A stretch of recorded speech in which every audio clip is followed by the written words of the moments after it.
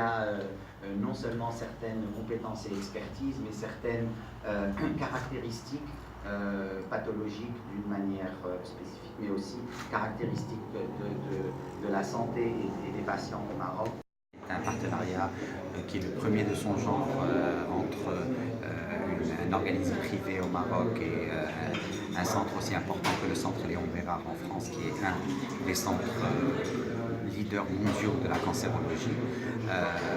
Donc ça s'inscrit dans notre stratégie de faire parvenir au Maroc, de donner l'accès aux Marocains à des soins de niveau international. Donc c'est un partenariat qui a plusieurs axes. L'axe principal, évidemment, c'est le niveau de soins et la qualité de soins donnés aux patients, donc les échanges médicaux pour que les patients puissent véritablement profiter de toute la science et la technologie qui se développe dans le centre. On sait qu'il y a une très grande impulsion et stratégie dynamique drivée par la Fondation d'Al Nassima pour véritablement augmenter la prise de conscience et la sensibilisation, mais aussi le niveau de soins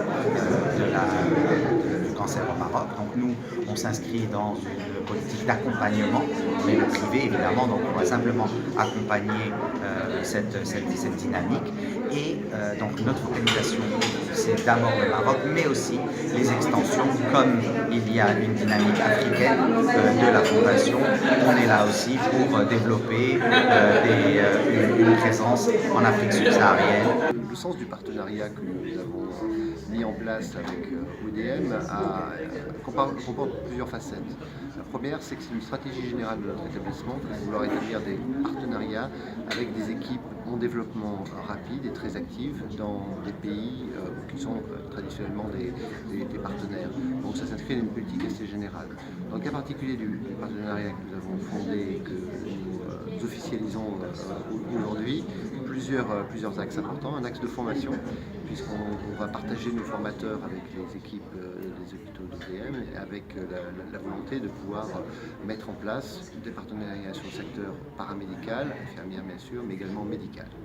Deuxième axe, c'est un axe de collaboration plus directement dédié aux patients à travers des RCP, ce qu'on appelle des réunions de concertation pluridisciplinaires qui nous permettent de travailler et de partager des cas difficiles avec éventuellement des solutions thérapeutiques adaptées à ces cas complexes qu'on pourra proposer à différents patients. Et le troisième axe, c'est un axe plus d'organisation, organisation aussi autour de l'informatisation des dossiers médicaux, organisation autour de l'amélioration des processus qualité à travers des processus d'audit et de certification que l'on va mettre en place. C'est une opportunité du partenariat qui va se dérouler dans un deuxième temps, mais qui est indiscutablement un des éléments importants de cet échange.